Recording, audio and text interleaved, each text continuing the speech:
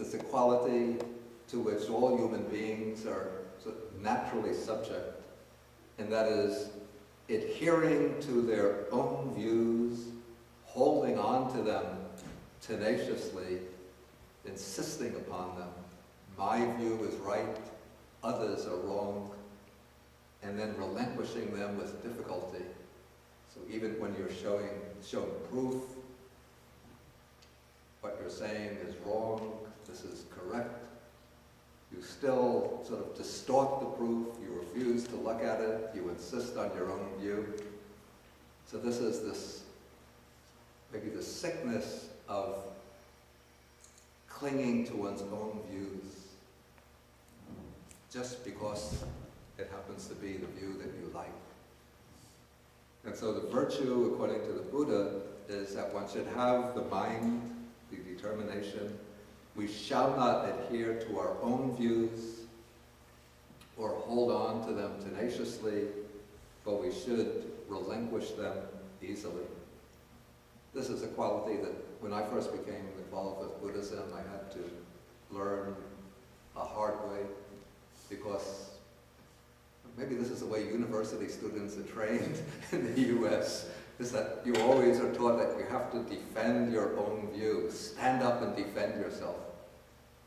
And so if you form an opinion, then you have to be ready to argue for it. You don't surrender to the other person. Maybe that's why we have debating teams in high school and colleges, so that you learn to defend your own view.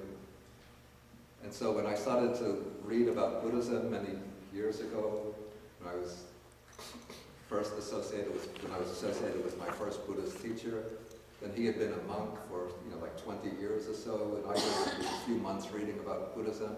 But I would read something in a book, and then I thought, this is what is said in the book, my teacher says something else, so I take what's in the book and I argue with him, and I would always be very insistent on my opinion. And then when he would refuse to accept my view, then I would come to a sort of crash descent, a crash landing. It would really upset me and make me furious with anger.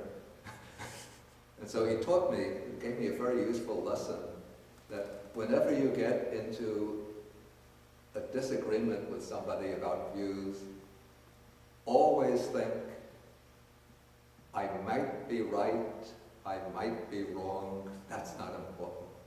But what's important is to find out what is true. And so he taught me in those days, because I used to have that tendency so strongly, he told me that every day in the morning after you get up, you should say to yourself, if I get into an argument with anybody, I might be right, I might be wrong, that is not important. What's important is to find out the truth. And so I did that for a while, and then I found that tendency to cling to my own views started to fade away. It still hasn't gone yet, after all these years.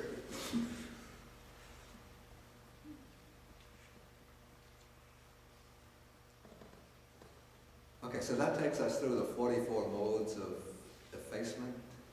Does anybody have any questions on any of them? Or any comments?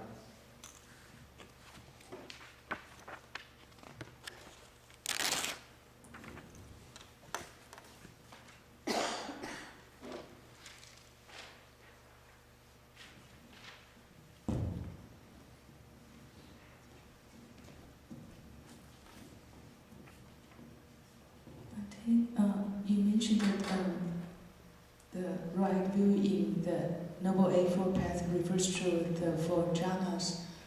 Is the right concentration. Oh, right concentration. I'm sorry. And is the assessed concentration before the first jhana ever mentioned in any sutra as part of the right concentration? It's not a...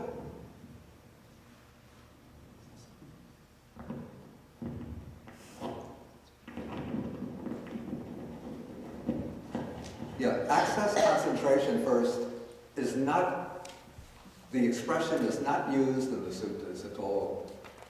It's the expression access concentration first appears in texts like Visuddhimagga and the commentaries. And so we don't actually find this expression access concentration in the suttas, but there are some occasions where the Buddha speaks about samadhi or concentration in connection with certain meditation subjects, which seem to me unlikely to lead to jhana. For example, in relation to recollection of the Buddha, recollection of the Dhamma, recollection of the Sangha, those are the recollection of the three jewels, the recollection of virtue or sila, generosity, the recollection of death. And so those are meditation subjects which use a fair amount of thought, thinking activity. And so because they use thinking activity, they don't lead to, it seems that they can't lead to jhana. And yet the Buddha says that they are the basis for samadhi. So my conjecture would be that the samadhi that they lead to would be what is called access concentration in the commentaries, in the Visuddhimagga and commentaries. Now the definition of right concentration given that we find in the suttas, in various suttas which define the factors of the Noble Eightfold Path, is always given as the four jhanas. And so some monks or interpreters, they come to the conclusion that the attainment of jhana is necessary to qualify as right concentration.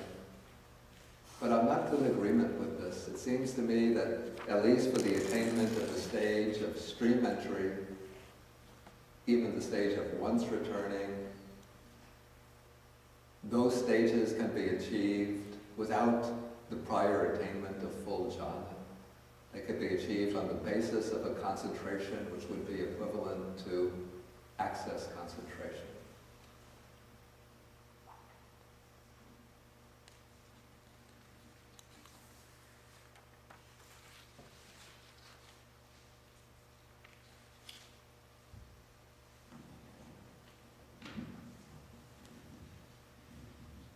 Okay, Natakawa, is that the way you pronounce it?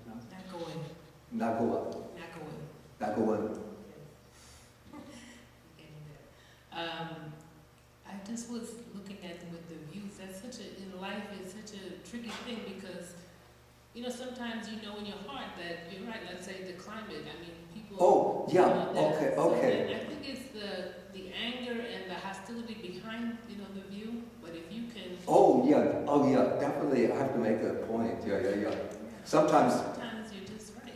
That's yeah, it. if you're right, definitely you should stay with your right view. It doesn't mean that you have to give up your view, submit to the other when you have a disagreement. Right, but then I guess what we're saying is that you maintain harmony anyway, regardless. You're not going to be the last one to get the right word in, and you're not going to... Yeah. I think it's that attitude of clinging to one's view. So that one definitely should maintain one's view if one thinks that it's reasonable and it has evidence behind it.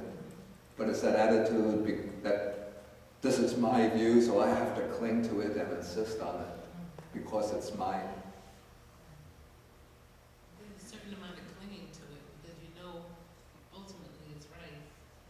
Yeah, but you should uphold let's say one should uphold one's view if one knows it's right, especially in situations where the triumph of a correct view is very important to this important, say, ethical and social consequences, like those who deny climate change, global warming.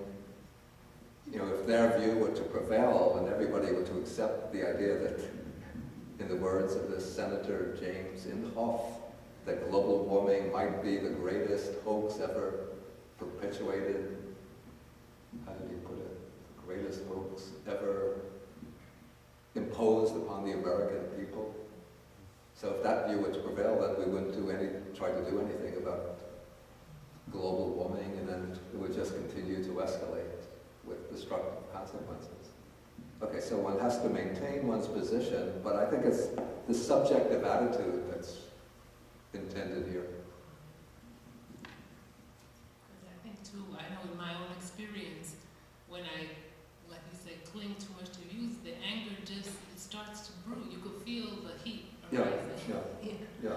So once you feel that heat, you have to kind of, back down and, say, whoa, I think this is headed right here. Yeah, but it's a matter of training the mind. And also that sentence for recollection that my first teacher had given me, I might be right, I might be wrong, that's not important. What's important is to find out the truth. But in situations where you're on fairly solid ground and believing that you have the truth, then you should stand firm in adherence to the truth. Okay, in the back. These 44 practices for effacement are a form of self-cultivation. Yeah. But then there's this term non-self. I think linguistically it's hard for me to reconcile. Why am I cultivating the self if I'm not that? Okay.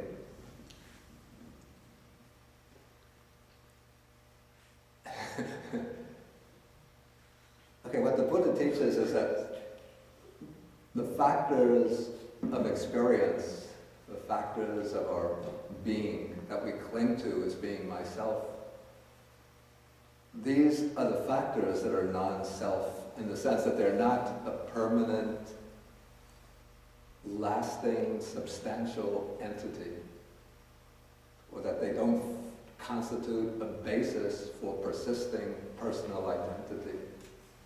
But they're still what I would call the empirical person existing as a reality. The empirical person is not a single substantial entity, but it's a complex, conditionally arisen phenomena made up of a number of components. Okay, now this empirical person continues through time, and depending upon our choices, our actions, the direction we take, whether we cultivate ourselves properly or we become heedless, that will determine our destiny, whether we are moving towards happiness and freedom or bondage and suffering. And so even though there's no sort of solid individual permanent self, but the empirical person continues. And so what we have to do is to create, but to cultivate in the present those factors in our being that will be the causes and conditions for positive development in the future. And then those will bring us happiness, freedom, wisdom in the future.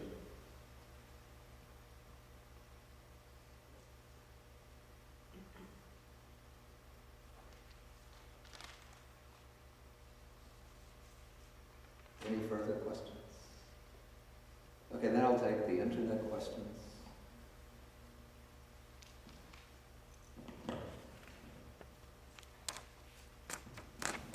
Okay, question 1. What is wrong deliverance? That's factor number 20. Or wrong liberation? Actually, interestingly, there's no concrete explanation of this given in the suttas. So all I could do is offer speculation. It could be taking one of the meditative attainments like the jhanas or formless meditations to be true liberation. Or else it could be the view that was held by some in the Buddha's time that one should just feel free to indulge oneself in the 5 types of sensual pleasure. Form, sounds, delightful form, sounds, odors, tastes, touches. That is true liberation. Question number 2, does factor number 44 mean that Buddhists should not hold on to any ideology or maybe any ideas? I think that's pretty much the same point I already covered in the question from Nakawan. So one should definitely hold on to ideas one takes to be right and that seem to be reasonable.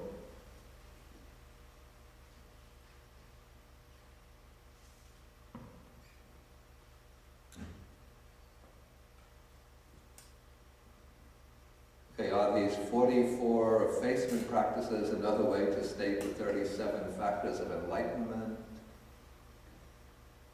The Eightfold Path is among them, but otherwise a few of the others correspond to the 37 factors of enlightenment, but they're not entirely the same.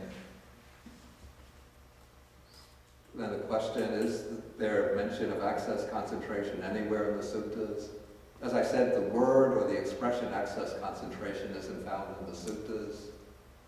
There's upachara samadhi in Pali, but there are some types of samadhi mentioned in the suttas that seem to be the basis for access concentration.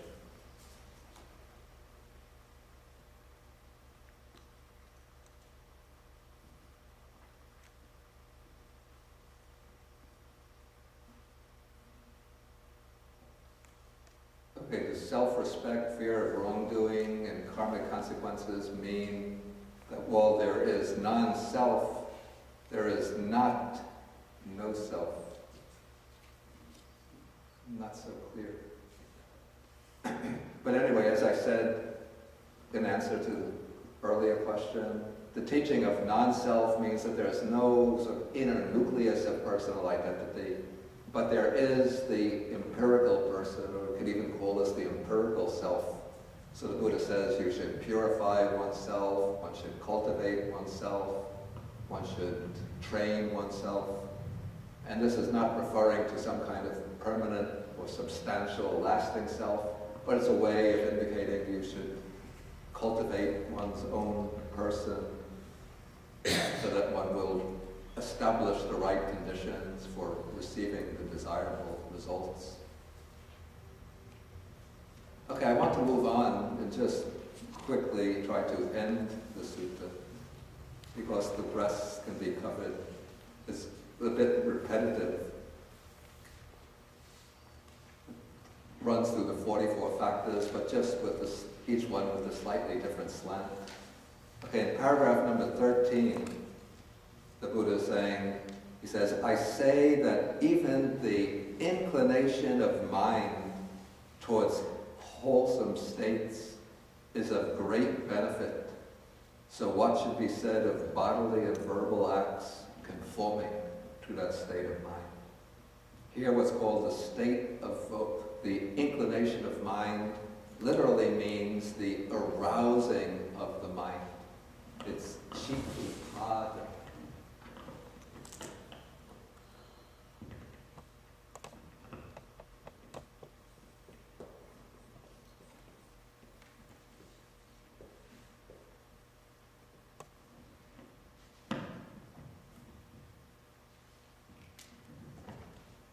Might be rendered making a resolution or making a determination towards wholesome states. This would be like the Chinese fa shen.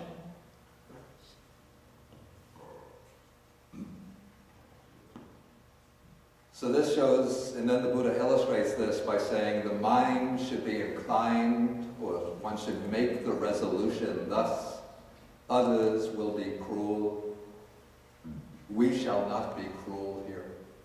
So even if one can't undertake the actual practice, but set up this resolution or determination, just as on the New Year, we begin by making New Year's resolutions. I'm going to give up smoking, give up drinking, give up hanging out and maybe nightclubs. So I'm going to start a new life. But when people make that determination, if they don't repeat it every day, then a week, 10 days go by, then it's smoking again, drinking again, going to the nightclub again. But when you make the resolution every day. What I often suggest to people is to find, out of this list of 44 just find 3 or 5 qualities. Don't think of 44, it's too much. Or any 3 to 5 qualities, good qualities that you want to cultivate. And then make the determination that every day I'm going to develop these qualities. I'm going to eliminate these bad qualities, develop these good qualities. And when you make that determination every day, you find that the mind, little by little, even if it's resistant, it will move towards those wholesome qualities.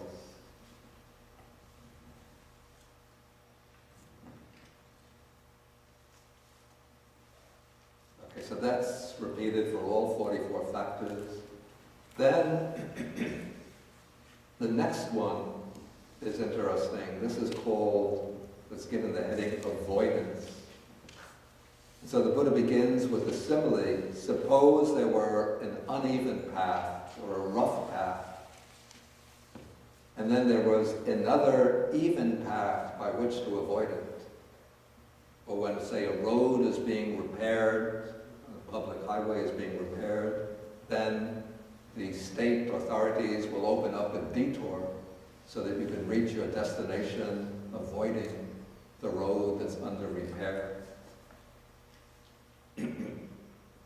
Or suppose there were an uneven or dangerous ford, a place for crossing the river, and another even ford, a safe place by which to avoid it. So then, if you had any sense, you would take that safe, secure ford. And so, for all of these unwholesome ways of behavior, the Buddha has laid down the wholesome way by which to avoid it. So if one is given to harming others, then one has the principle of harmlessness or non-violence by which to avoid it. If one is given habitually to killing living beings, then one takes the precept to abstain from killing living beings. And so for each of these other factors, the mental states, you have just the resistance to that mental state by which to avoid it. And so that applies to all 44 ways. Okay, then we come on page 130. Here the text points out the direction in which these unwholesome states and wholesome states lead. So they lead in opposite directions. The unwholesome states lead downwards. That is, when one engages in those unwholesome states, they can become habitual. Once they become habitual, they become the determinants of your character.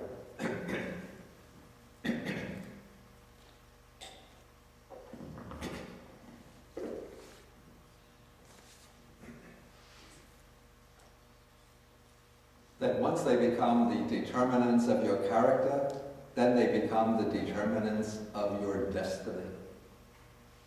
And as determinants of your destiny, they'll lead downwards to states of deprivation, and in the process of rebirth, they'll lead to lower states of rebirth. So people who have unwholesome character traits, those character traits, if it's like the animal character traits, that will be the tendency to be reborn as an animal. If it's a very greedy, avaricious, niggardly character trait, that is the basis for the rebirth as a preta, or hungry ghost. And if it's a very hateful, vicious, mean, violent, destructive character, it could lead to rebirth in the hell realms.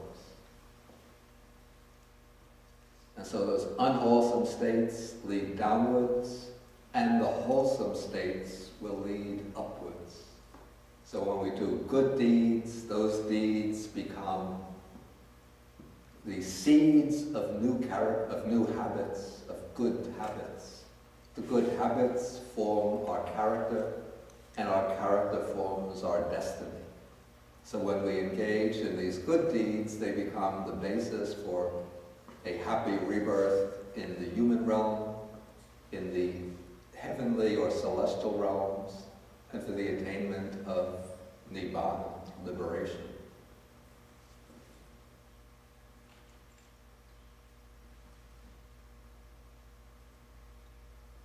Okay, then this last section seems to be spoken in order to maybe to temper the premature enthusiasm of those who want to go about teaching and transforming others. So the Buddha says that one who is himself sinking in the mud, should pull out another who is sinking in the mud. That is impossible. But that one who is not himself sinking in the mud should pull out another sinking in the mud, that is possible. And so in the same way, if one who is himself untamed, undisciplined, then the text uses the word aparinibhuto, which literally means not extinguished, with the sense whose defilements are not extinguished, should tame another, discipline another, and help another extinguish his or her defilements. That is impossible. And so this doesn't mean that you shouldn't try to help others with the Dhamma until you're perfect yourself. But if you're not really trying to train or discipline yourself, and instead you're just letting yourself drift along with the unwholesome states, then don't think you can become a savior or enlightener of others. But then the text says that one who is himself tamed, disciplined, who has extinguished his defilements, should be able to tame, discipline, and help extinguish the defilements of another. That is possible. And then this is applied to all 44 types of behavior. Okay, so then the Buddha finishes the sutta by saying, the way of effacement has been taught by me. The way of inclining the mind or making a determination has been taught by me. The way of avoidance, of avoiding the unwholesome states and taking the wholesome path has been taught to me, by me. The way leading upwards has been taught by me. And the way of extinguishing defilements has been taught by me. And then he says, what should be done for his disciples out of compassion by a teacher who seeks their welfare and has compassion for them, that I have done for you. Here are the roots of trees. These are empty huts. Meditate, do not delay, or else you will regret it later. This is our instruction to you. And that is the end of the sutta.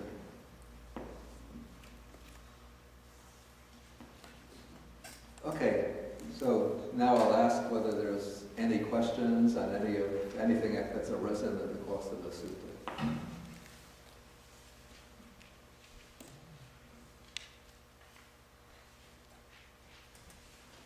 Please feel welcome to us.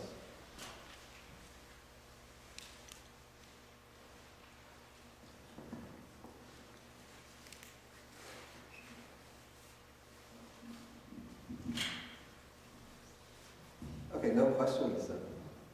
Oh, okay, there is. That's Matthew. Thank you. One of the words of the ideas that was discussed here was generosity and miserliness. Yeah. Withholding. But how I don't see that. Yeah, but put the microphone. The notion of generosity Yeah. and withholding, well, this miserliness. Is that one of the defilements of the practice of effacement? I don't see it. I think this would be included under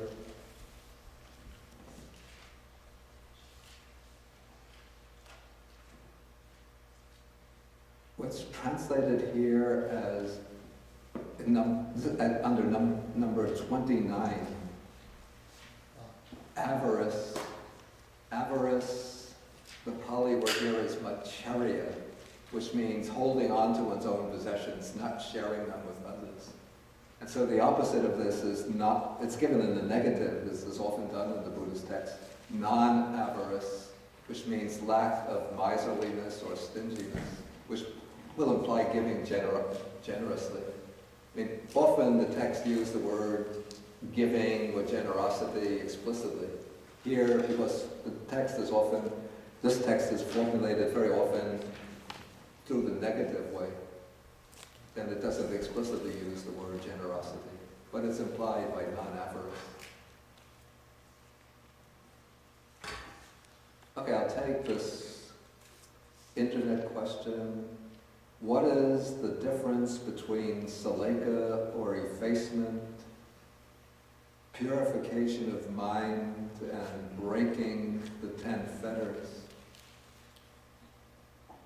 It seems that the way, first, this word Sallekha is not used very often in the Buddhist texts. It's a rather rare, it's rather unusual for the Buddha to use that word. And so it seems that this sutta is almost unique in giving a lot of attention to that word Sallekha. So it seems that this was a word, as I said at the beginning, that was sort of floating around amongst the different ascetic communities in the Buddha's time.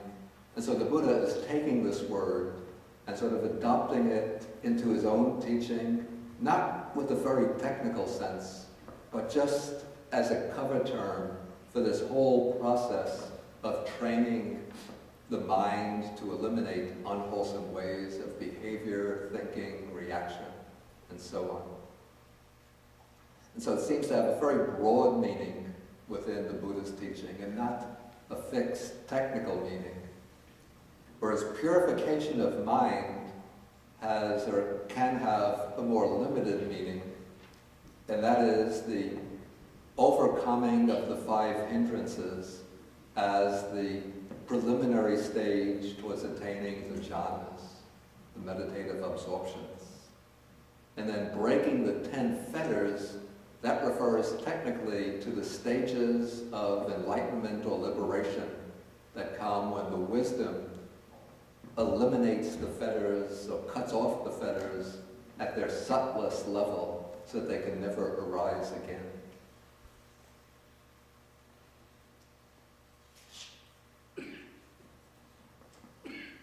Okay, so this will end the discussion for today. And so we'll end with the sharing of the merits. Next week, I won't be here, so we won't have a class next week, but we'll come back and we'll have the next class. Today is the 2nd, the 9th, I won't be here. The next class will be the 16th, correct? And did I put up the schedule for, not yet? Okay, so I'll select the suttas and give you the class schedule. Kaidi will put them up on the BAUS website, so please check the BAUS website. And we'll print out some copies next time. I'm sorry I've been traveling around and a little busy with other things recently. Okay, so then we'll come back after the lunch and we'll have discussion from about 12, maybe a little after 12, till 12:30, if anybody has any further questions. Okay, so we end with the sharing of the merits. So I'll do the second set of 3 verses in the abridged form.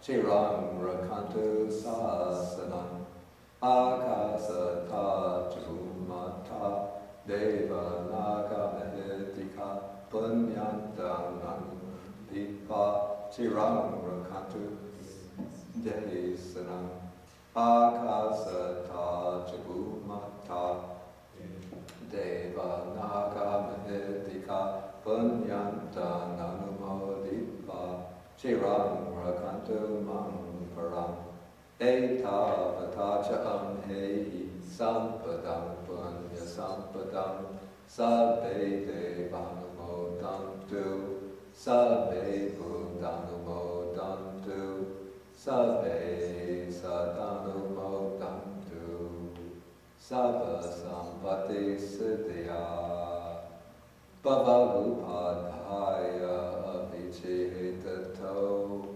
etantare satakaya upapanna rupi arupi cha asanya sanino dukkha pamuchantu pusantu nibbutting.